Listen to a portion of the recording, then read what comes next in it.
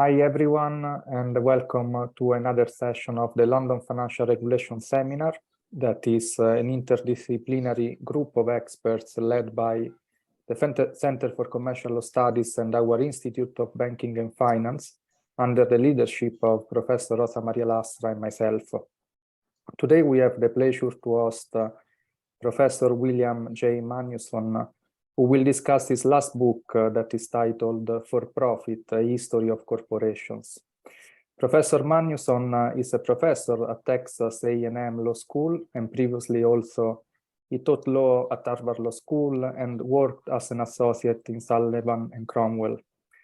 On the other hand, we will have also the pleasure to host today a very brilliant discussant that is Professor Bobby Reddy from the University of Cambridge, and is an expert in company law, corporate governance, and transactional deals. Previously, also Bobby was especially a corporate partner at the global law firm Latham & Watkins, both working in London and the Washington, D.C. offices. The book of Professor Magnuson has raised for sure very important points about the essence of the corporation. Essentially, as we all know, the corporation is a financial innovation and a vehicle that can raise questions that are sometimes positive and other times are very negative, at least in the press or even perceived by society. So without then losing other time, I will mute myself and I will leave the floor to Professor Magnuson. Thank you very much for being here. Great. Well, thank you so much for that very kind introduction. And let me thank everybody in the room as well. It's a great honor and a great pleasure to be here today. Thank you to Daniele D'Alvia and Rosa Lastra for inviting me to the Queen Mary University online, the online version, and to the London Financial Regulation Seminar. I'm really excited to be here and to have this conversation. And thank you to Bobby Reddy for serving as a discussant to be able to bring his own perspective and knowledge to these really important topics. I thought I would start off today with a story, because I know that sometimes it can be difficult to get excited about a Zoom talk. And so I thought I'd start off with a story that I think highlights both the tone as well as the arguments that I'll be making today and that I make in my book, For Profit, A History of Corporations. And since this is a financial regulation seminar, I thought I would be appropriate to talk about the greatest financial institution of all time, the Medici Bank. So this is a story. It's set in 1478, and the setting is the Duomo of Florence. In April of that year, Lorenzo de' Medici, Il Magnifico, was the head of the Medici Bank, the most powerful financial institution in Europe. And on that day, he was attending Mass along with his brother, Giuliano. Lorenzo was the classic example of a Renaissance man. He was a statesman, he was a patron of the arts, he was a poet, he was a talented jouster. The only thing that he was not good at, unfortunately, was banking. During his tenure, he didn't spend much time on the bank's affairs. And when he did focus on the bank, it tended to go badly. Right? So he had these conflicts with Pope Sixtus IV. And those conflicts had led to him losing his business with the Vatican as a client. And his political maneuvering in the fragmented society of Italy of those years had created powerful enemies among other nobles and dukes. And so as Lorenzo sat in church that day with his brother, he was listening to Agnus Dei when a shout cried out. And it said, "Take this, traitor."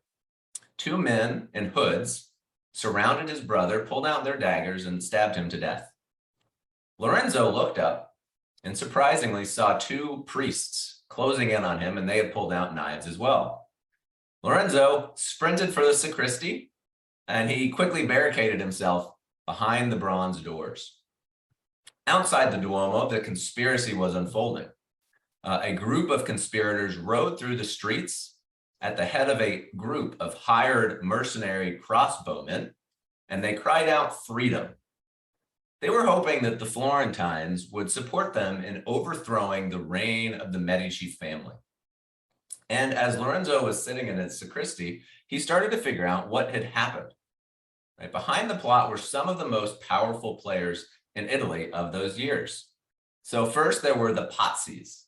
The Pazzis were an old Florentine banking family who had suffered under the Medici bank's dominance. They had had an ancestor, Pazzino dei Pazzi, who happened to have been the first knight to scale the walls of Jerusalem in the First Crusade. Also taking part in the conspiracy was Francesco Salviati, who was the Archbishop of Pisa and who had not been supported by Lorenzo during his church appointment. There was also Federico da Montefeltro, who was a warrior Duke of Urbino and who had had his own political aims dashed by Lorenzo's meddling. But finally, and most importantly of all, there was Pope Sixtus IV. Pope Sixtus IV had numerous conflicts with Lorenzo and his bank. Most prominently, Lorenzo had refused to loan Pope Sixtus IV money to purchase a territory, Imola, because Lorenzo himself had aims on that territory. So Lorenzo might well have been scared for his life at this time, right? Some of the most powerful people in Italy were aligned against him. But fortunately for Lorenzo, he had the support of the Florentines. The Florentine people were not happy to see these foreign mercenaries in their streets, and they attacked the conspirators, shouting out "Palle, Palle," referring to the balls, the red balls on the Medici's family coat of arms. Lorenzo left the sacristy and set about taking revenge on the people who had participated in this conspiracy against him. He executed every male member of the Pazzi family, and he hanged them from the windows of the Palazzo della Signoria. The female Pazzi were not executed, but they were forbidden from marrying. The Signoria of Florence actually commissioned a painting, a fresco of the events from Botticelli, and they had it painted on the Palazzo Vecchio. Unfortunately, that has now been lost, so we can't see it. This might sound like a victory, right? Lorenzo and the Medici Bank, with the support of the Florentine people, fought off this conspiracy. But in fact, what happened was that it hastened the demise of the Medici Bank, because while he survived the attack, his harsh measures against anyone even remotely connected to it alienated the friends that he had and hardened his enemies against him. In the next months, the Medici Bank would lose much of its business and its most important clients, and Lorenzo would spend the rest of his life fighting for survival. As a result, by 1494, the Medici Bank, that had already gotten onto its sort of shaky final legs, finally went under after the King Charles VIII of France invaded. So why is this story important to us today? Right? Is there any similarity between what the Medici Bank was doing and the struggles that it had and the world of finance today? I think there's really two lessons here. The first is the power of finance, and the second is the danger of finance, right? Both stories, right? The story of the Medici Bank rising to great power, but then also facing these dire threats. Right? It illustrates the tremendous importance of financial systems to society. But they also illustrate, right, what happens when those financial systems go wrong, right? Financial systems, whenever they have existed, have played an essential role in shaping the economies that surround them. Right? In Renaissance Florence, the Medici Bank helped shift the European economy away from the agricultural feudalism of the Middle Ages and toward a more modern capitalism based on finance and trade. Its reliable network of branches throughout the continent broke down barriers to deal making, and they reassured merchants that they could trade across borders. And this financial institution that it created would prove one of the great economic innovations of the Renaissance. But it was also inherently dangerous, right? In the Medici Bank's case, the mismanagement of the bank's affairs by Lorenzo il Magnifico led to the failure of the bank, to violent warfare. By the end of the century, the friar Girolamo Savonarola was creating bonfires of the vanities in the piazzas of Florence, decrying all the abuses and oppressions and luxuries of the financial world, and of the Medici in particular. And so in my book, I wanted to answer this question. right? This basic question: how do we get here, and how do we create a better, more stable, a safer capitalism? So to step back a bit from this story about Renaissance Florence, I thought I might talk a little bit about the overall structure of this book. It's called For Profit: A History of Corporations. And so when I first set out to write this book, I had a simple aim and a simple method. The aim was I wanted to explore how corporations evolved into the creatures that they are today. My method was to examine this question from the perspective of real historical corporations, those that had had an outsized effect on the evolution of the corporation in the world. And so while my aim and my method were relatively simple, it did take some time for it to gel into a coherent book project. For one, I didn't even set out with a thesis, right? I simply didn't know enough about how corporations worked in ancient Rome or 15th century Florence or 17th century England.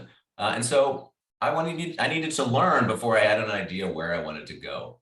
I do teach corporations. I teach corporate law every semester. And so I have some idea about how corporate law works, right? But the inner workings of executives, decision makers, their methods of decision making and the psychology, those were things that I only had an inkling about, right? We read about them in cases, but it doesn't give you a really full description of what actually goes into their decision making when they create these innovations.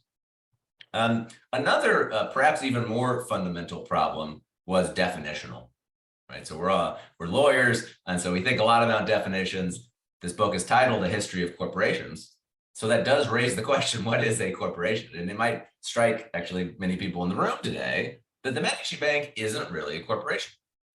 It itself, the main Medici Bank institution was actually a partnership, but they did take advantage of some structures within cities and city-states and provinces that allowed them to gain some perspective of limited liability. But any corporate law professor in America could rattle off to you with the snap of their fingers what the definition of a corporation is in the United States. Right? So it's a business organization, it's chartered by the state, it has separate entity status, it has professional managers, and finally, its shareholders benefit from limited liability. But that definition is not universal, right? And even in England, right? The American corporation would be considered an amalgamation of different entities, including the public limited company and the private limited company, neither of which is called a corporation. And this definitional problem, I think, becomes more pronounced as you go back further in time, right? It's a little hard to think about how limited liability could possibly work in the world of Machiavelli. And so in the end, rather than answer these problems definitively, I simply approached my writing with the idea that I wanted to capture these foundational moments in corporate history, even if the precise entities I focused on might not fit neatly within the definition of a corporation today. I also eventually developed a thesis, and so perhaps it's worthwhile at this point in my talk to describe what that thesis is. So the book argues that we're having these endless arguments in today's world among corporate executives, among scholars, among policymakers about what the purpose of a corporation is, right? Whether corporations should be thinking about the environment, about social goals, about governance, or whether instead they should be solely focused on maximizing profit, right? You see these just today in the Wall Street Journal. There were several articles discussing this. What exactly should be the purpose of a corporation? My book argues that, setting aside these arguments in today's world, when we examine the corporation as a historical phenomenon, we can see a clear picture emerge of what the true founding purpose of the corporation was. That is, why we as a society decided to create this entity. And that is, it was to promote the common good of the nation. Corporations were created to pursue national goals, which, to be sure, include things like expanding commerce, but they also include many other things, some of which are not so great, right? So they included conquest, they included exploration, they included colonization, they included religious aims, right? So there are all these aims, and to think that we as a society created corporations solely for this one goal, I think is a misreading of history. If, for example, you had gone back to Livy in ancient Rome, and you told him, if you quoted to him Milton Friedman's quote, famous quote from 1976, the sole purpose of a corporation is to make as much money as possible. If you told that to Livy, he would have laughed you out of the room, right? This was clearly not why the ancient Roman Republic created this entity that they called the Societates Publicanorum. The same would go right to the member of parliament in England in the 17th century, right? If you told him, Milton Friedman, the sole purpose of a corporation was to maximize profit, right? They would say, that's shocking.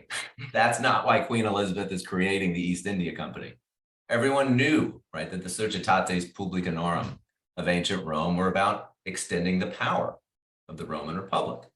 Everyone knew that the joint stock companies of Elizabethan England were intimately connected with the national interest, right? The monarch, Queen Elizabeth, is granting them charters for a reason, and that's not simply to enrich a small group of merchants on Philpot Lane, right? This has been widely recognized for much of history.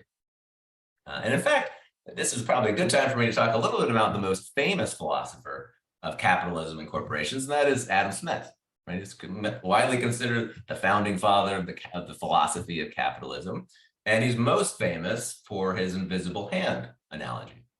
But if you actually go back and you look at the language around the invisible hand analogy, I think that you see a very different picture emerge of what he was saying. So the language itself, and I'll just read it to you so you can hear it in Adam Smith's own words. It occurs in The Wealth of Nations, Book 4, Chapter 2. It only occurs once in the entire book. The book's like 1,000 pages. The term invisible hand only occurs once in one sentence. So here's the sentence, or here's the several sentences. And he's talking about a merchant.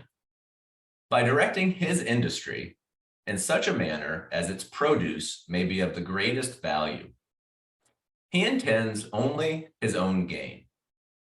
And he is in this, as in many other cases, led by an invisible hand to promote an end which was no part of his intention. Nor is it always the worse for society that it was no part of it. By pursuing his own interest, he frequently promotes that of the society more effectually than when he really intends to promote it. So what is Smith saying in this analogy about the invisible hand? What he is saying is that oftentimes allowing individuals to promote or to pursue their own profits in the market is the most effective way of promoting the interests of society. But he also says that oftentimes it will not be, right? He says it's not always the case that the best way to promote the interests of society is to promote the interests of society. Sometimes the best way to promote the interests of society is to allow people to pursue profits in the marketplace. But he's also clear that the ultimate goal is not the pursuit of profit, but the pursuit of the common good. And he also is clear in the rest of his writings that where there is a conflict, and he believes there is a conflict sometimes, where there is a conflict, the common good should win out. So consider, for example, his discussion of the East India Company, right? He actually reserves some of his worst comments about the most powerful corporation of his day. He was really critical about what the East India Company was doing, not just in India, but also in England. And so he said, managers in India, East India Company managers, were ordering fields of cotton destroyed just because they saw that they could get extraordinary profit from doing so. He said that their employees were preferring their own personal gain over the country that they were supposed to be, and they were tasked with governing, right? And he concludes that joint stock companies like the East India Company were nuisances, and these are his words, nuisances in every respect, always more or less inconvenient to the countries in which they are established, and destructive to those who have the misfortune to fall under their government. Right, so this is pretty critical stuff coming from the founder of capitalism, or at least the founding father of the philosophy of capital. But somewhere along the line between Adam Smith and today, this connection between the corporation and the public good has become obscured. right? Today, not only is it not obvious that corporations should consider the common good, but it's even considered quite controversial, right? There is an op-ed today in the Wall Street Journal saying what a terrible thing it is for corporations to think about the common good. So part of the purpose of my book was to explore that shift from the corporation as a public entity with a public purpose to the corporation as a profit engine. There's also a second element of the book, and that is focusing on law. Right? What can law do to make this world better, to make this world of capitalism, to make corporations more connected and more beneficial to the societies in which they are operating? Each chapter focuses on a particular corporation, from ancient Rome to the Medici Bank to the East India Company. The final chapter is on Facebook. And each corporation, I believe, truly did create an innovation that changed the way that human industry worked, right? They pioneered limited liability or stocks or mass production or private equity. But once these innovations had gained sway, corruptions and abuses always resulted. And eventually, society became aware of those problems, right? We learned that stocks can be manipulated. We learned that social media and Facebook, they have these downsides. And then we as a society sought to change the way that these corporations were run, the way that these corporations were governed. Not always successful though, right? So if you think about the arc of corporate regulation, right? For much of history, we really have corporate abuse has led to dramatic changes in the way that we regulate them. Think about Henry Ford and the rise of mass production. Once we start getting mass production assembly lines, we start realizing, oh, well, actually assembly lines are not so great for the factory workers who have to be, stooping underneath the car for 9 hours a day, hammering this one little piece in, right? And so we start realizing there's abuses to the assembly line. And so how does society respond, at least in the United States? It responds with new labor laws to protect the interests of workers. In the Gilded Age, when we started to become aware of the robber barons and their terrible methods for gaining monopolies, we passed, in the United States, we passed the Sherman Antitrust Act, right? Laws regulating commerce, making sure that prohibiting the companies from using unfair methods to gain monopolies, right? So each chapter has this arc, right? You have this innovation, then you have exploitation, and then ideally you end with reformation. But not always. And so in social media world, I think we haven't yet found a way to reform the industry, right? We're still struggling. And in fact, in a way, many of the laws that we have now protect social media companies from regulation. And so that is the issues that I think, those are the issues that I think are most important to us today, is identifying where the exploitation is occurring within our most important industries, and then trying to find ways to reform them. I'd like to end my commentary, and then I'll open it to Bobby for his responses. I'd like to end this commentary with a moment of optimism. Right, so these last few years have been there have been many causes for pessimism, right? There's the pandemic, there's the war, there's economic dislocations.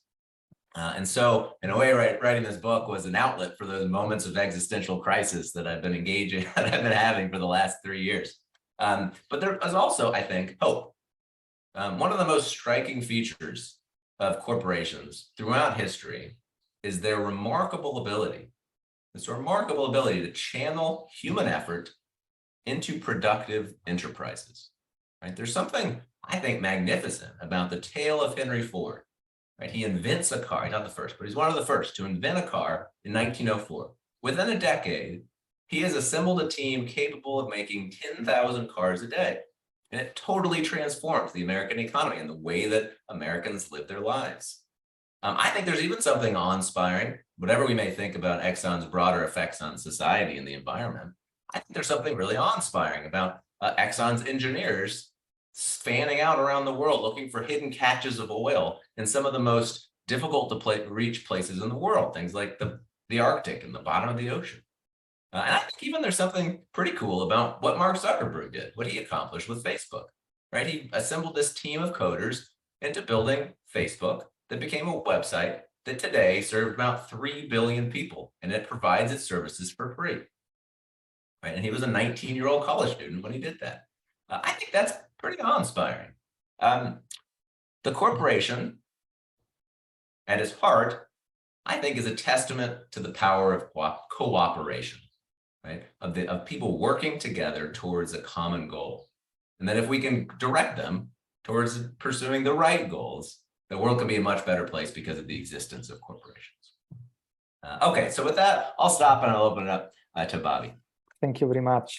Very, very interesting. I think I have some questions, but I keep for later, and I just give the floor to Bobby Reddy. Thank you very much. Thank you. No, supremely interesting. Thanks, William. So William has too much dignity to not to put the book in front of the camera. But if it was me, I'd be shamelessly promoting my book at every opportunity. So I thought I'd put that up there. And in all seriousness, William's book is a lovely read, some marvelous illustrative historical stories. And I have to say, going to be a bit of a boring discussion because I found myself agreeing with so many of the themes that William has introduced in the book, and it very cleverly weaves the story into a thesis on the nature of companies.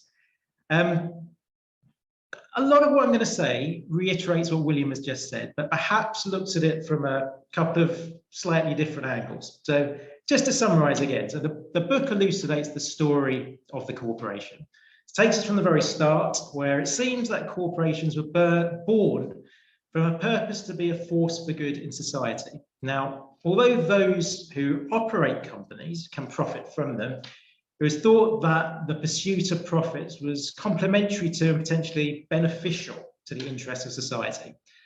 However, the story shows that when sole profit-seeking motivations are prioritized, the company diverges from its original purpose and can potentially cause harm to society. So profit shifts from being a means to an end, in a manner of speaking, to becoming an end in and of itself. Now, the two things that I found striking about the history of corporations from the book, number one, the manner in which companies have evolved over time to deal with inefficiencies. And number two, the way history has continuously repeated itself by regulation not keeping in step with evolution. So I'm going to talk about these two aspects and then try at the end to kind of tie it all together and give you my overall thoughts. So starting with the evolution of companies, I'm going to give you a few examples, most of which I've learned from the book or extrapolated from the book. So let's start way back. So let's go all the way back to ancient Rome. As William said, the corporations or societates, they developed to assist the empire, particularly in times of war.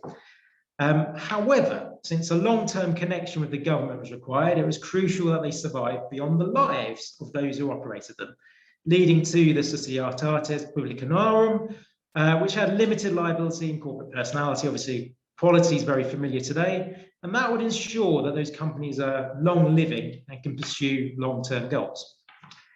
However, with that single, inverted commas, company structure, although the owners are insulated from liability, the company itself could be liable for all of its business ventures, impeding innovation and risk-taking, since the owners would be more concerned that the ventures did not create liabilities for the whole business, rather than seeking to create long-term innovation. Which brings us to the banks of Renaissance Italy. Now, they re-engineered the use of limited liability and corporate personality to develop sprawling group structures. As William said, not really corporations as such, but you could siloize the liability of each subsidiary and insulate them from the liability of the group as a whole. Great innovation, but what that meant was hiring managers for each business venture separately.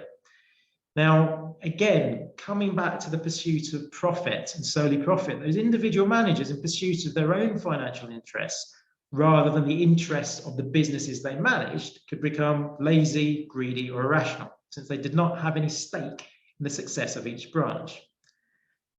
Now, the East India Company in the UK found a novel solution to this. Why don't you tie the remuneration of managers of each part of the business to the success of the business? That could align their interests of the managers with the interests of the businesses that they managed. However, again, as a result of profit-seeking motives, that ended up leading to competition between individual branches of the East India Company. The operators of those individual parts of the business would quite literally fight each other. So what was the solution? Was to develop this notion of stocks and shares, and to give operators of these individual businesses stock in the whole shebang. Now, that aligns the interests of each of those managers with each other, and also aligns the interests of those managers with the interests of the original owners. That's a technique we still use today to mitigate agency costs. Now, that led to the next evolution. So now that we have a system where stock was being given to a wider range of persons, one bright spark said, well, why don't we use this structure to issue stock to passive investors? And that could be a way to develop the raising of capital on a continuous basis by the development of a stock exchange. Now, what happened here? Well, a focus on returns, profit seeking by passive investors eventually led to a separation of ownership and control, dispersed ownership. Now, stock was originally devised to align interests, eventually led to a separation of those interests once again. A casino economy developed, and passive shareholders began to look at company stock as tradable commodities rather than an interest in a purpose. Another consequence of separation of ownership and control is that it could once again cause problems with innovation, which brings us to Henry Ford. Now, the book outlines a wonderful story about Ford starting out trying to get his new car to the market, get the Model A, as we call, off the ground. Now, he struggled initially because he set up companies with investors, and those investors were impatient. They wanted Henry to get the car to the market as soon as possible, whereas he wanted to make sure that the car was just right first. His solution, therefore, was to establish a company where he was by far and away the largest shareholder.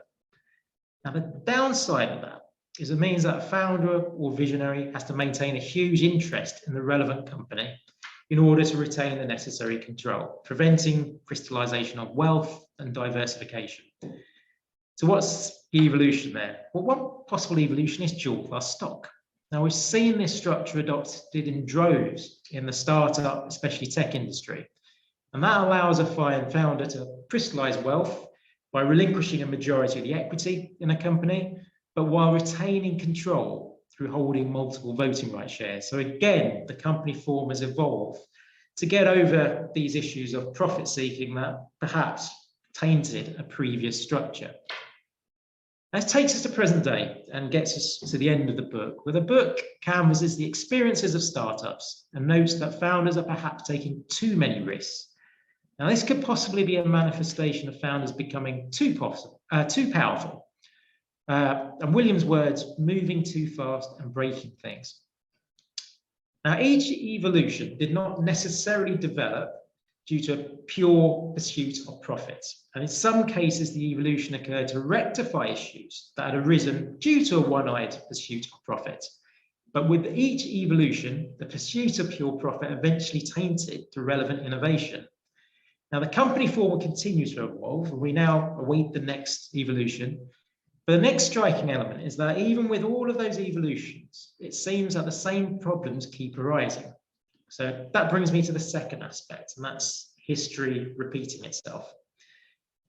Now, the key here is that company evolution has constantly been ahead of regulation. Now, I'm going to give you some examples of problems we've seen with corporations over the eons, again, extracted from the book, that are still pertinent today. So if we go back again to the Roman Empire, now there are circumstances there where companies just became too big to fail, with their decline creating systemic problems.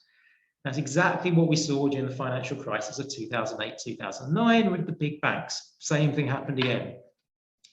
Sticking with Rome, those companies had huge influence in politics. Book gives the example of Societates ushering in the triumvirates into power. Now, we've seen that constantly in modern history with significant corporate influence on elections and referenda. What about Henry Ford? Well, Henry was initially thought of as a bit of an altruist when it came to employees. took a very paternalistic approach to them. And it's the famous case of Dodge and Ford. Dodge versus Ford is an obvious example that we all teach to US and UK company or corporate law students. However, Ford's pursuit of efficiencies and economies of scale drove an industry towards the exploitation of employees and poor labor conditions, as William mentioned. Now, we've seen that replicated over and over again, numerous controversies with the likes of Amazon in the US and Sports Direct over here in the UK. Now, finally, in terms of history repeating itself, and perhaps most pertinently of all, given the topicality, the book speaks about the 1973 Middle East embargo on oil to the US and suggests that Exxon and other US economies, in a way, in a manner of speaking, saved the world's economy by becoming more and more multinational in their approach. However, that collusion also led to them becoming larger, potentially more powerful than individual governments. And back in the 70s, while the US public was making sacrifices to preserve low energy supplies, the energy companies were making huge profits. Now, Nixon of all people said, private profiteering on public sacrifice should not be allowed. Does that remind you of anything more recent? So what have I taken away from the book? Let's bring it together. So companies of the corporate form have been very successful at reinventing themselves over the year. Now, although perhaps company controversies and problems eventually spur the next evolution or solution in corporate form, that takes time, as the book itself effectively alludes to by its spanning several centuries. And an overemphasis on the pursuit of profit eventually always seems to contaminate the form, whatever the evolution. And contrary to perhaps ideology, a pure profit-focused goal does not necessarily result in society benefiting vicariously.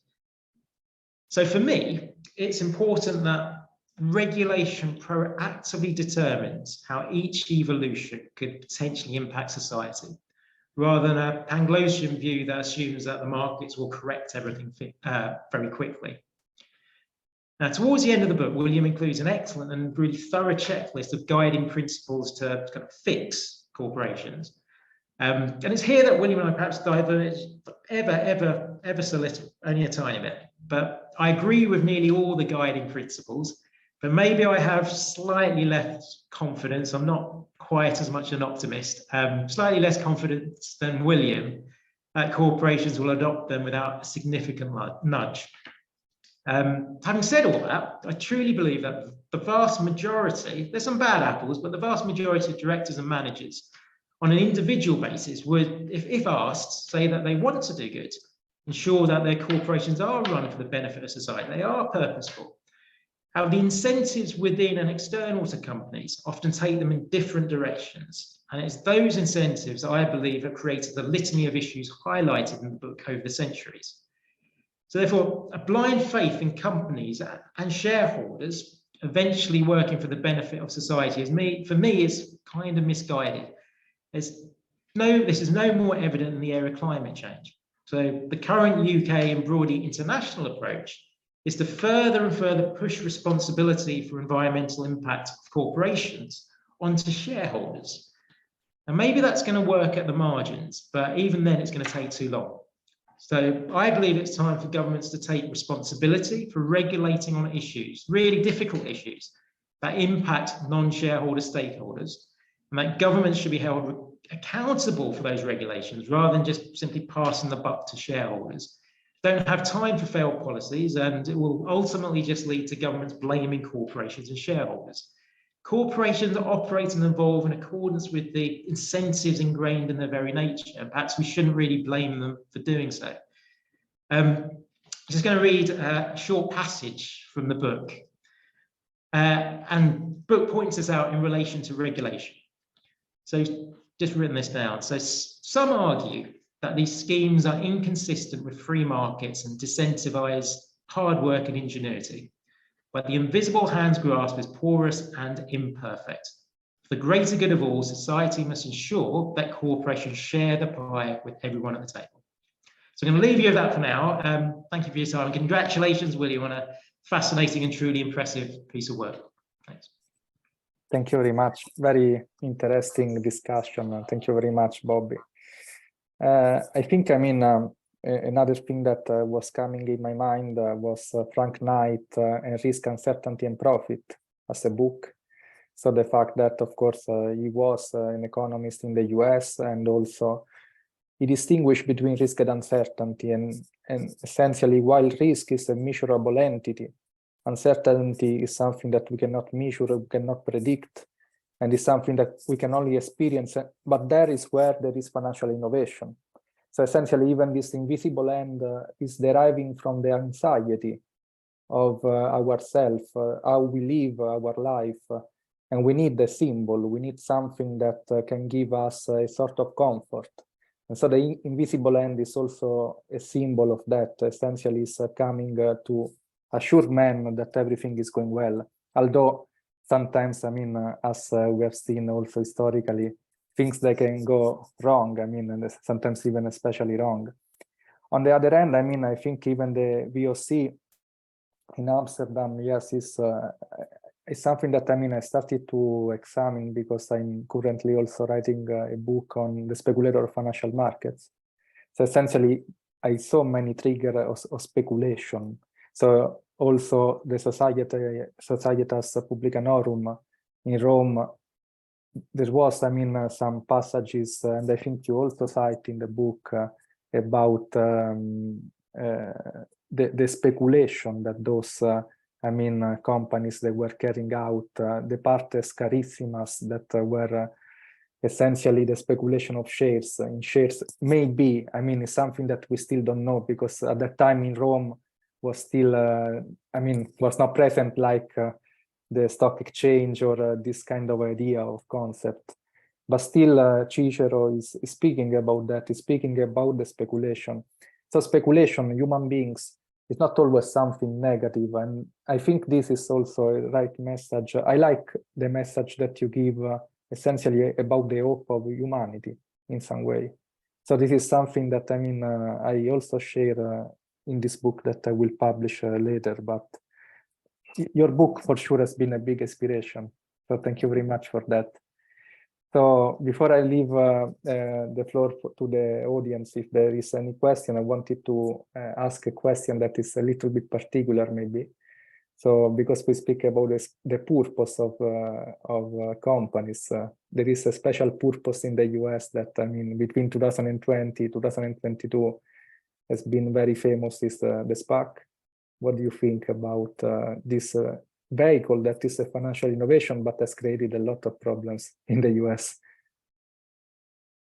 Yes, well, thank you, Bobby, for those really kind and truly insightful responses and thoughts and discussion of the book. I think you highlight many of the messages that I would want to highlight in an ideal world, and also you highlight some areas in which maybe the book needs to go further. So thank you for those. And Daniela, thank you for those comments and questions. I also love that Cicero was the first one who talked about too big to fail. So that was a great discovery for me in researching the book. Yeah, and so you mentioned, I know you've done really fantastic work, fascinating work on SPACs, the special purpose acquisition companies that have sort of taken over the market. At least they took over the market for a few years and now seem to be dying down. Yeah, I think I generally share many of your concerns about the way that they are structured. They are structured, for those in the audience who are not familiar with SPACs. SPACs are a kind of way to raise capital. They're sort of like private equity, but for public markets. And so what they do is you create a special purpose acquisition company and you list its shares on a public market. You say, public investors, invest your money with me, and then I'll go and I'll buy a company with the money that you've invested. And there's special terms about what exactly the investors get. They have a certain period of time in which they have to acquire a company. And for about 2 years, they were raising tremendous amounts of money, billions of dollars. But then it turns out we start seeing, how exactly is this turning out? How are these investments turning out to be good for the investors, right? They're more or less giving their money over with no idea what they're going to be acquiring.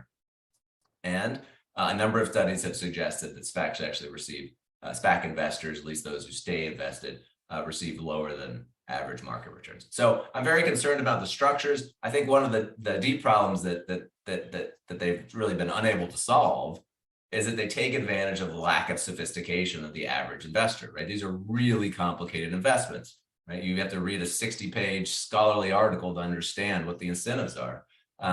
And so that's really worrying for me, right? If a system is created that's so complicated that the average investor is not going to be able to understand it, I'm going to worry that that's going to harm right, the average investors out there. So really concerned about the market. You know, I know it has been dying down over the last year or so. So we'll see where it goes. But it's a great question, and I respect your own work on it, and hope you do continue to do great work on it. Thank you very much. Any other question from the audience? I don't see any question. Oh, no, there is one from Charlie that says, what do you think the future of corporation will be in the next 10 years, considering innovations? Great, well, I'll take it, and then I'd love to hear your responses as well, Bobby and Daniele. So one of the most, I think, striking developments of the last decade has been the revival of this idea that corporations should be considering broader goals, right? ESG, environment, social, governance goals, that is sort of skyrocketing. The amount of coverage and media attention and scholarly attention that has been devoted to this issue is tremendous. And so I think that we're going to see continued interest on that field. At the same time, my book more or less argues that corporations should be thinking about these things. Right? There's chapters on the environment and the ways in which the pursuit of profit can harm the environment. There's chapters in which we discuss social issues. What is social media doing to us? So I generally share that instinct, right? The corporation should be thinking about things beyond profit. At the same time, I also worry about the ways in which we are currently measuring ESG. I think that the current models for tracking whether corporations are doing a good job about protecting the environment or social goals or governance are really bad. Just to give you one example about this, so I have my side interest is in cryptocurrency. I don't have anything invested, so I have nothing. So I have no conflicts. But my side interest, I've written some articles on cryptocurrency and the regulation of it. And so anybody who's been following this field, and even those who haven't, have probably heard of this FTX debacle, right? This large cryptocurrency exchange that was worth $30 billion. All of a sudden, it's worth $0. Turns out that before it had gone bankrupt, it was actually at the top of all the ESG rankings. It was getting governance scores that were better than, you know, the JP Morgans of the world, the Goldman Sachs of the world, the Facebooks of the world. And so the idea that this corporation was now we realize was so unbelievably poorly managed, that this was actually at the top of the rankings, suggests that the rankings are not doing a good job. And so I'm suspicious of the current efforts to measure ESG, and I hope we can continue to make progress. But that's going to be something I'm going to be paying attention to over the next decade. Thank you, Bobby. Do you have any remark? I agree with William. I think the focus on ESG is going to be a big issue. But it already is. It's becoming a bigger and bigger issue. I think one of the things that does concern me, which I mentioned in the discussant, is this pushing the responsibility of ESG onto shareholders. And I think that's something we're seeing in the UK and EU, to an extent in the US as well. And there's an expectation on shareholders to intervene if companies don't have good ESG credentials. Now, to the extent that ESG issues within a company are going to create long-term declines in value, I think it is quite heartening to see shareholders are looking at things with a more long-term perspective than perhaps they've been accused of doing in the past. It's debatable whether that's true, but they've been accused of being much more short-term orientated. And now they're saying, you know what, if you don't get to net zero by a specific year, your business is going to plummet. It's going to decline in the future. However, I think to think that shareholders are going to save the world on this area, I think is difficult. I think although shareholders will talk a good game, there's only a certain extent that they're going to get involved. If there are ESG issues that do not create a decline in value, or if a company needs to be more environmentally beneficial, but it will cause a decline in profits, I don't think shareholders are going to intervene to the extent that governments are hoping. Even ESG-focused funds, no one invests in an ESG fund to lose money. sure, they have an interest that fund has good ESG policies in terms of what they invest, but they don't invest to lose money. So I think that's going to hit home at some point, hopefully not too late, but I think governments are going to have to work hand in hand with the shareholder approach and kind of combine it with a level of regulation. The other issue in innovation, I think some countries, including the UK, I think we've got to be very careful on some of our innovations, because at the moment we're in a very competitive environment where stock exchanges, for instance, are very much competing with each other. And we talked about SPACs, and SPACs, in theory, in concept, really a good thing in a way. They help certain companies come to the market, to the listed markets that maybe would struggle, companies that have complex businesses that require the disclosure of competitive confidential information to really ascertain their value. You can reveal that information to a SPAC sponsor in a way you can't reveal to the public market.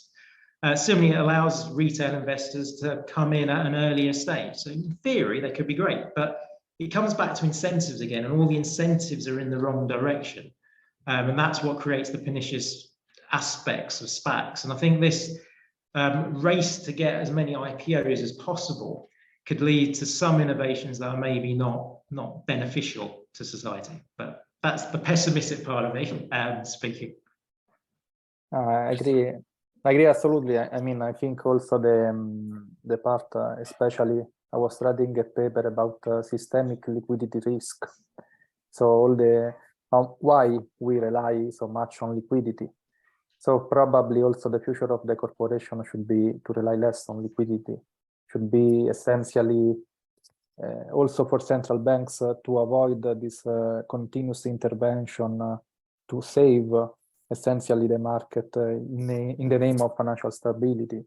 That sometimes not always is a positive thing, because can also produce incentive for moral hazard on the part of managers and so on.